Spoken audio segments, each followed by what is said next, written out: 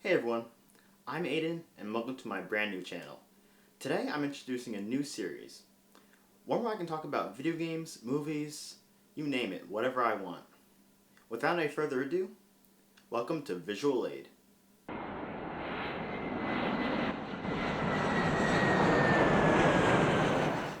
Let's kick off this first episode with a look at a fan favorite Nintendo game, that being Mario Sunshine, of course.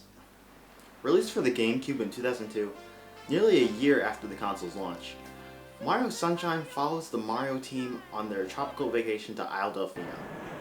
As for tradition, their vacation is wrecked by Bowser and Shadow Mario, a new character that makes their first and only appearance in this game to my knowledge.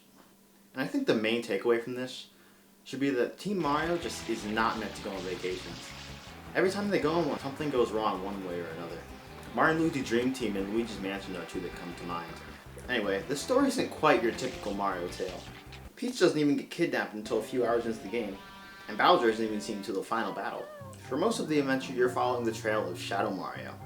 You see, right as the Mario gang arrives on the island, Mario is immediately mistaken for Shadow Mario, who just before they arrived completely defaced the entire town with graffiti. As such, Mario is promptly arrested for those crimes and he's sentenced to clean up the whole town by order of the Piantas. But if Mario's going to clean up the whole island, he's going to need a little help from this game's obligatory companion, Flood. Now Flood is Mario's main new toy in this adventure. You can hover above the ground to correct your jumps or reach new heights, or shoot water from his nozzle to clear paths, defeat enemies, or even move super fast like a penguin with Mario's returning dive move. And that's not all. There's also two kinds of special nozzles available to use, the turbo and rocket nozzles.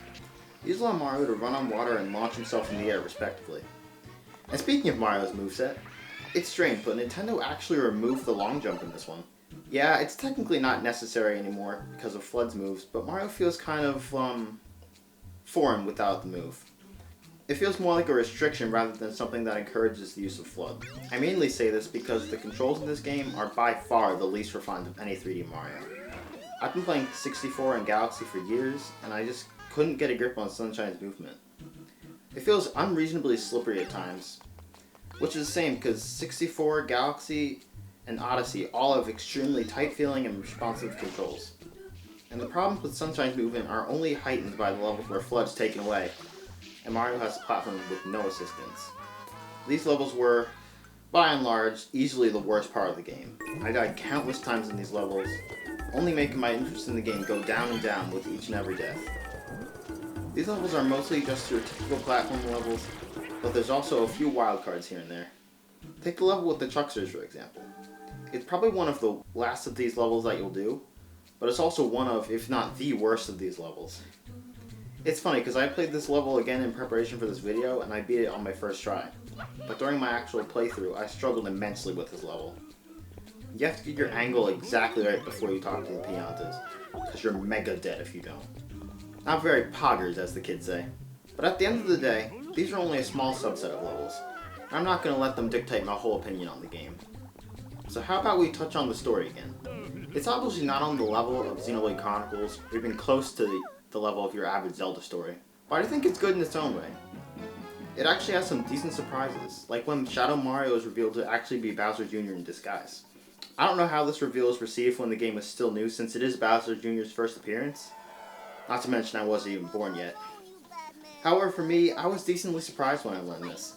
It wasn't the biggest plot twist I've ever seen, but nonetheless, it caught me off guard, and I gotta give props to the game for that. And can we talk about how Peach isn't at all in denial about being Bowser Jr.'s mother? It's like her and Bowser, got together or something. Yeah. Let's move on from that. Now on to the game's atmosphere and feeling. This game presents itself as a tropical island getaway adventure, and it lives up to the idea. The levels are plain fun, and the addition of Flood makes for some fun and unique level design. Like during the final boss battle, when Mario just jets around like Iron Man to ruin Bowser and his son's, bonding time with Princess Peach. This game's atmosphere can make even the bad levels a bit more fun. The Sandbird and Corona Mountain come to mind. I think we all know why Corona Mountain is so fun. And the Delfino Plaza hub is just plain fun. There's tons of stuff to do. You can hunt for blue coins, look for secret shines, or just jump around with the Yoshi. It's just a small detail, but I love how you can change the color of Yoshi by feeding him different fruits. It's only a cosmetic change, but a nice change in my eyes. However, for Yoshi being in the game, I feel like he's a bit of a missed opportunity, because he just isn't used for all that much. Granted, I did only do the mandatory 60 stars to beat the game, so I can't comment on what happens after that, but I feel like Yoshi is... I feel like he's a bit wasted. Anyway, to wrap up, I'll say that Mario Sunshine is a fun, well-rounded game with some weaknesses here and there. And the fact that you can get it bundled with 64 and Galaxy just sweetens the deal. At least until Mario's death on March 31st, 2021. That's it for this episode of VisualAid. If you liked this video, drop a like or comment, and consider subscribing for more content. Thanks for watching.